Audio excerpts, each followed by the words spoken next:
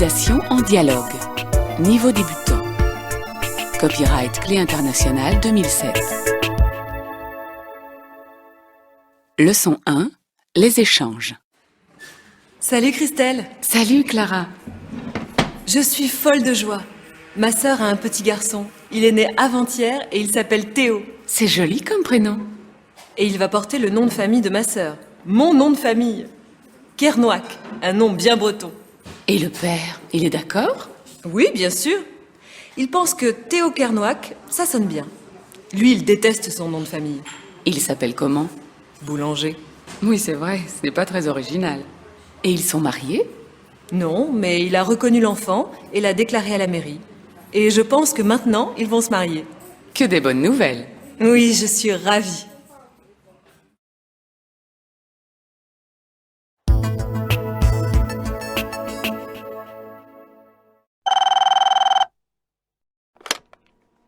Allô? Allô. Bonjour, madame. Je voudrais parler à monsieur Corsini, de la part de Maître de la Vallée. Monsieur Corsini est en réunion. Vous voulez laisser un message? Oui. Dites-lui de me rappeler. Il a mon numéro. Excusez-moi, vous pouvez épeler votre nom? De la Vallée. En 3 mots. De la Vallée, comme une vallée. Merci. Je vais lui donner votre message. Je vous remercie. Au revoir, madame. Au revoir, maître, et bonne journée.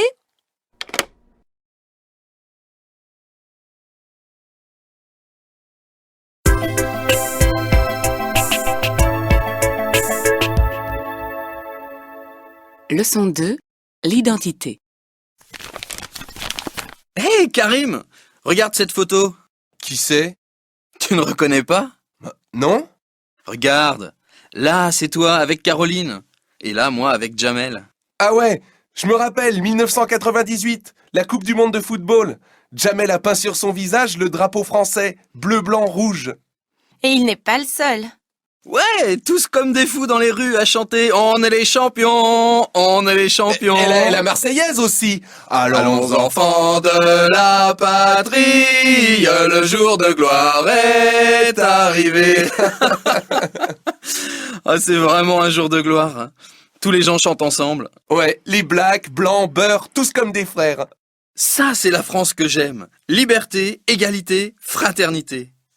Pas vrai, Laura? Ouais, mais hélas, c'est pas comme ça tous les jours.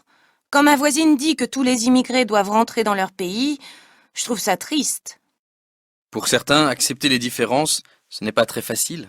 Et pour les enfants d'immigrés, tu crois que c'est facile? Moi, par exemple, je me sens complètement français. Je suis né en France, mais je sais que quand je vais en Algérie, je me sens aussi chez moi. Alors quelquefois, je ne sais plus qui je suis. Tu sais ce qu'on dit? Nous sommes tous des enfants d'immigrés. Première, deuxième, troisième génération.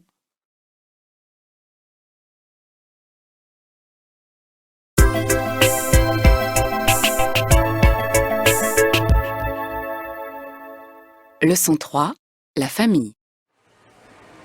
Tiens, salut Clotilde, qu'est-ce que tu fais là? Eh bien, tu vois, comme toi, je fais les courses. Je cherche un cadeau pour la fête des mères. La fête des mères? Ah, c'est maintenant, au printemps. C'est drôle. Chez moi, en Argentine, c'est aussi au printemps, mais c'est le 16 octobre. Et c'est très important. C'est la fête de toutes les mères. Alors tout le monde offre un cadeau à toutes les femmes qui sont mères. Une fleur, par exemple, ou un petit truc. Ah oui? C'est sympa. En France, on offre des cadeaux seulement à sa mère, pas aux autres mères. On a aussi une fête pour les pères, et maintenant aussi pour les grands-mères. Et nous, on a aussi la fête des enfants, la fête des amis. On adore les fêtes. Tu sais, quand je parle de ça, ma famille me manque. Mais tu vas bientôt aller en Argentine. Pas avant la fin de l'année universitaire. Moi aussi, je suis loin de ma famille. Mon frère habite à Hong Kong maintenant, et ma demi-sœur est en Suisse. La dernière fois que je les ai vus, c'était pour l'anniversaire de mariage de mes parents, il y a 1 an. Alors tu vois... Bon, il faut que je te quitte. Je n'ai toujours pas trouvé mon cadeau. Bonne chance. Ciao!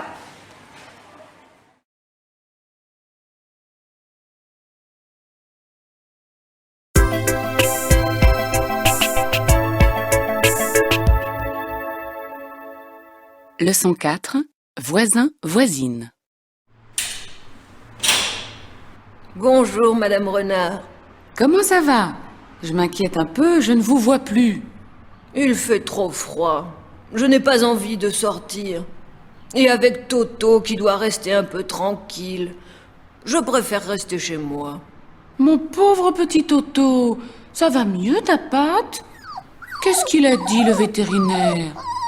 Vous voyez, il lui a mis un bandage et il a dit que ce n'est pas grave. Dans une semaine, ce sera fini. Ça va déjà mieux aujourd'hui. Oh là là, j'ai eu peur quand j'ai vu ce gros chien lui sauter dessus. Il l'a bien mordu, cette sale bête. Oh, vous savez, c'est pas la première fois que ça lui arrive. Mon Toto, il est très sociable. Il adore aller voir les autres chiens. Alors, quelquefois, ça finit mal. Il doit garder son bandage encore longtemps? Une semaine. J'ai rendez-vous mercredi prochain à 14h chez le vétérinaire. Mercredi? C'est le jour où la compagnie du gaz vient relever votre compteur. N'oubliez pas de laisser vos clés. Ils doivent entrer dans votre appartement pour regarder le compteur. Ah oui, c'est vrai. Vous pensez à tout, Madame Renard. Avec 30 locataires dans l'immeuble, il faut bien penser à tout. Mais je dois dire qu'ils sont tous bien gentils. On a de la chance. Vous savez que les Duroy vont partir? On va bien les regretter. Surtout la petite. Elle m'aide souvent à porter mes sacs quand je reviens du marché. Bon, je dois vous quitter. Je vais faire mes courses. Bonne journée, Madame Renard. Bonne journée, Madame Chenu.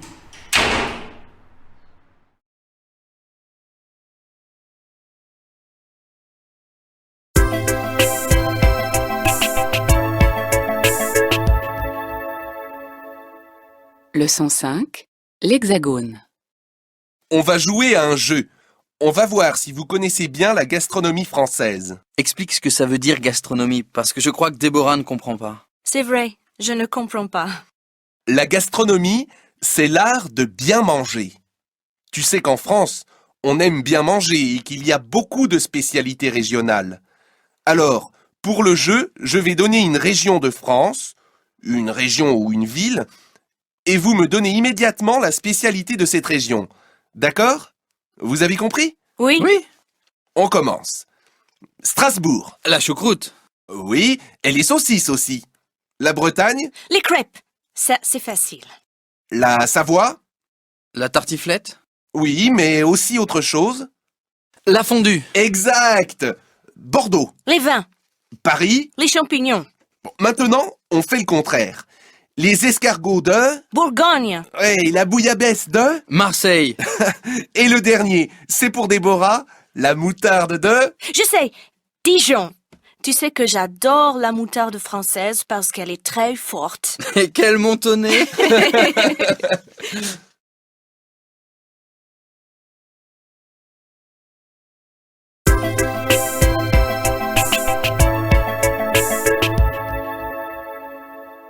Leçon 6. L'outre-mer.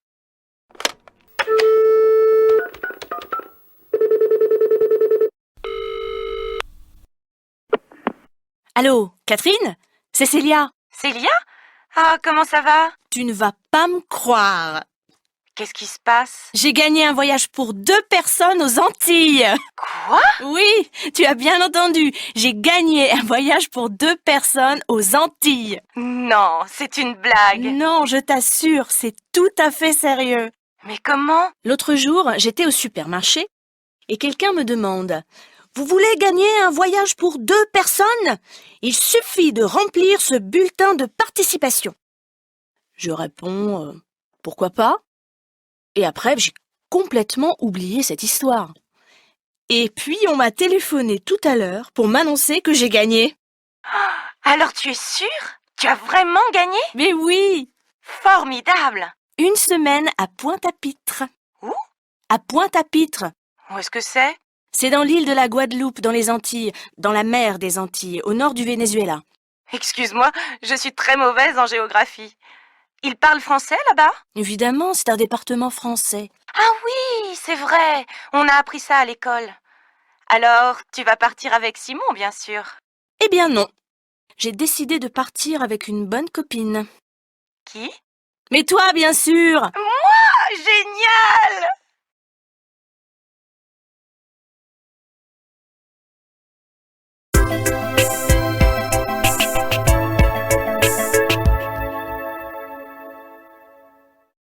Leçon 7, Paris. Bonjour madame, bonjour monsieur. Bonjour monsieur. Alors, c'est bientôt le départ? Vous avez déjà fait vos valises? Non, pas encore. On a le temps. Je vous ai préparé vos billets d'avion et les propositions de visite. Le premier jour, un petit tour sur la Seine sur un bateau-mouche et une visite à la Tour Eiffel. Le deuxième jour, le Louvre, accompagné d'un guide. Vous voyez, c'est un programme très classique. Est-ce que nous sommes obligés de rester avec le groupe? Mais non, vous êtes complètement libre. Mais vous savez, une visite guidée, c'est très intéressant. Et nous choisissons toujours des guides très compétents. Le troisième jour, vous allez monter sur l'Arc de Triomphe et vous promener sur les Champs-Élysées, la plus belle avenue du monde. Le soir, le spectacle de danse au Moulin Rouge va certainement vous amuser. Je crois que je préfère dîner dans un petit restaurant à Belleville. Belleville? Ah bon? Oui. Mon mari et moi, nous n'aimons pas les spectacles trop touristiques. C'est comme vous voulez. Bon, je continue. Où en sommes-nous? Ah oui, le quatrième jour, vous visiterez Notre-Dame de Paris, toujours avec notre guide. Et on va faire une promenade sur l'île Saint-Louis? Non, ce n'est pas prévu. Mais je vous le répète, vous faites ce que vous voulez. Vous comprenez, monsieur, pour nous, c'est notre deuxième voyage de noces. Alors nous voulons surtout marcher dans Paris, regarder, observer, aller dans les cafés, prendre notre temps. D'accord, d'accord. Bon, eh bien, je vous laisse tout le programme. Regardez-le tranquillement chez vous. Merci.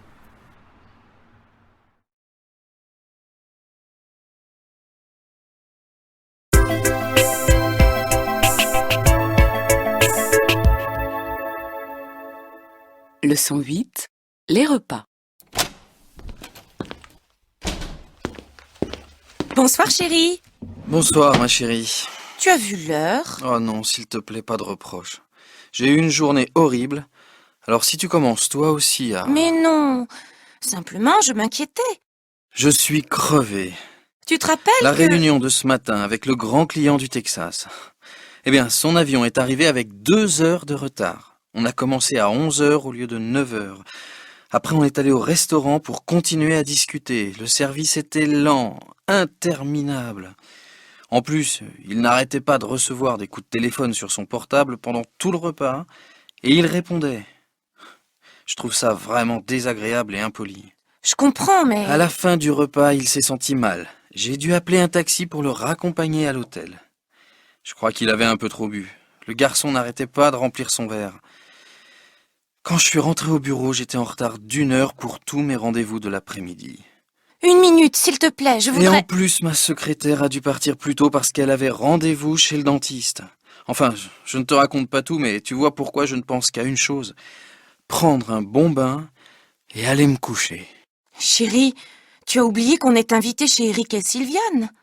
Quoi? Ce soir? Mais oui, tu sais bien que c'est l'anniversaire d'Eric. Oh non!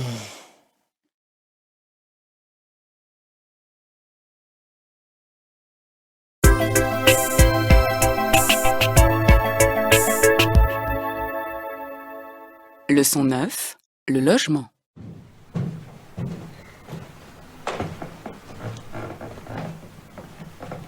Excusez-moi, vous attendez pour la visite de 2 pièces? Oui, c'est ça. Et il y a une dizaine de personnes devant nous. Oh là là, tous ces gens attendent pour visiter? Mais c'est incroyable. Eh oui. Je pense qu'il y a des personnes qui sont arrivées à 8 heures. Mais dans le journal, c'est écrit « Visite à 9 heures ». Je sais. Mais il y a beaucoup de gens qui cherchent. Alors il faut être le premier. Et avoir un bon dossier. Un dossier? Vous voulez dire il faut des bulletins de paye, une photocopie de carte d'identité, des références bancaires? Oui, c'est un minimum. Parce que souvent, ils demandent plus de garanties. Par exemple, une lettre d'une personne qui se porte caution pour vous, Se porte caution? Qu'est-ce que ça veut dire? qui est d'accord pour payer le loyer pour vous si vous ne pouvez plus le payer pour une raison ou pour une autre. Par exemple, moi. Mes parents se portent caution pour moi. Oui, c'est normal. Vous êtes jeune. Mais moi, j'ai 35 ans, je suis divorcée et j'ai un enfant. Je ne vais pas demander une caution de mes parents. J'ai fait une demande de HLM, mais je n'ai pas encore de réponse. Alors je cherche d'autres solutions, parce que je vais être obligée de quitter bientôt mon logement. Mon propriétaire va vendre l'appartement que j'occupe. Nous sommes en décembre. On ne peut pas expulser des personnes en hiver. Ah bon? Enfin une bonne nouvelle. Vous savez, je suis une bonne locataire. J'ai toujours payé mon loyer. Il me faut juste un peu plus de temps. Bien sûr. Ne vous inquiétez pas. Vous allez trouver.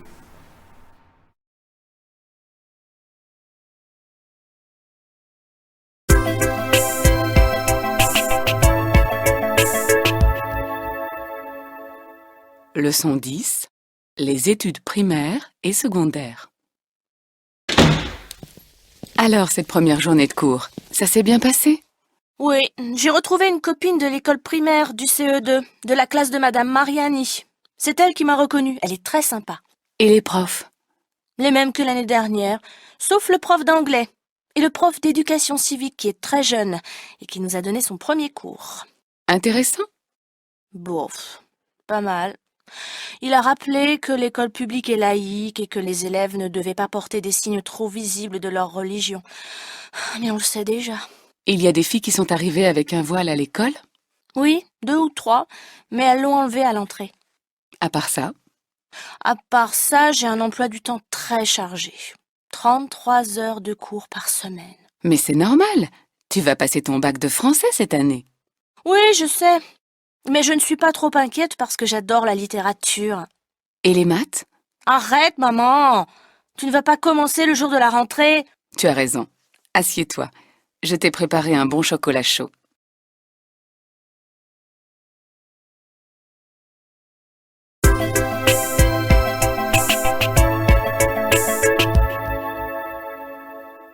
Leçon 11. Les études supérieures. Anne, tu sais quoi? J'ai rencontré Blaise l'autre jour. Et il a réussi le concours d'entrée à Sciences Po. Blaise? Lui qui est nul en histoire? Eh oui. Maintenant, il veut se lancer dans la politique. Pour faire comme son papa. Son papa? Ben oui. Tu sais bien que son père est polytechnicien et qu'il a fait une brillante carrière d'abord dans l'industrie puis dans la politique. Ah, je ne savais pas. Et toi, ça marche la fac? Oui, super bien. Je vais essayer de passer l'année de mon master à Madrid. C'est génial d'être européenne, non?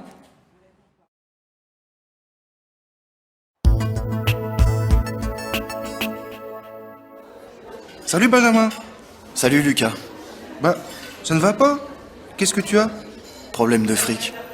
Je viens d'apprendre que je n'aurai pas de bourse cette année. Mais pourquoi? Les revenus de mes parents sont trop élevés depuis que ma mère a recommencé à travailler. Et pourtant, ils ne sont pas riches, tu sais. Et qu'est-ce que tu vas faire? Je vais reprendre mon petit boulot au restaurant le soir. C'est dur de se lever pour aller au cours quand on bosse jusqu'à 1h du matin. Tu as toujours ta chambre près de la place d'Italie?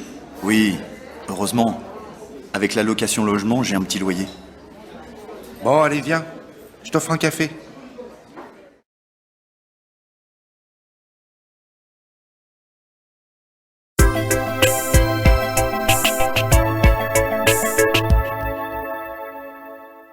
Leçon 12. Le travail. Première partie. J'aime bien venir déjeuner ici à midi. Ça change des salades ou des sandwichs. C'est vrai. Le poulet aux amandes était délicieux. Tu recommences le travail à quelle heure? À 1h30. On a encore 5 minutes. Après tout ce que tu m'as dit, je vois que ton nouveau boulot te plaît vraiment. Tu as enfin trouvé exactement ce que tu voulais. Oui, et ce que j'apprécie le plus, tu vois, c'est l'ambiance. Mes collègues sont vraiment sympas. J'ai l'impression d'avoir été tout de suite acceptée. Mais il ne faut pas oublier que j'ai seulement un CDD de 6 mois. J'espère qu'après, ils vont me garder et me donner un CDI. Si tu fais bien ton travail, ils vont te garder?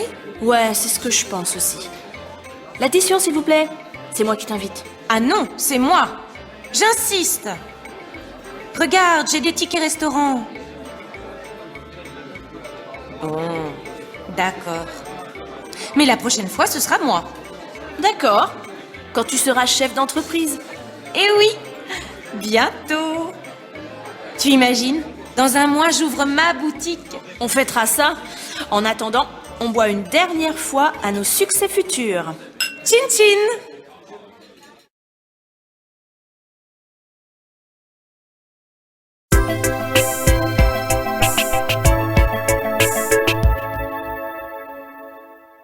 Leçon 13, le travail. Deuxième partie. Bonjour monsieur, Bonjour, monsieur. je vous écoute. Eh bien, voilà, j'ai perdu mon emploi il y a 3 mois. Vous avez été licencié économique.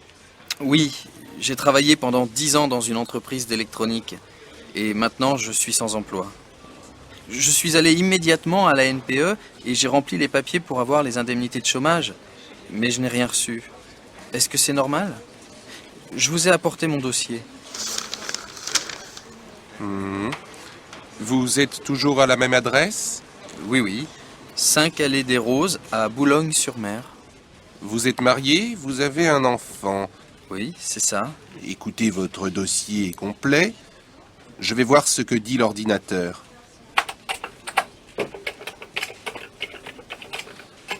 Voilà, eh bien, je vois que le premier versement de vos indemnités va bientôt arriver. Ah bon, je vais recevoir de l'argent? Quand? Le 3 décembre. Nous sommes le 28 novembre, donc dans 5 jours. Il faut attendre encore un peu. Vous allez recevoir 1200 €. Ah bon? Merci beaucoup. Alors, je n'ai rien à faire? Non, non, c'est bon. Merci beaucoup, monsieur. Je vous en prie. Au revoir, monsieur. Au revoir.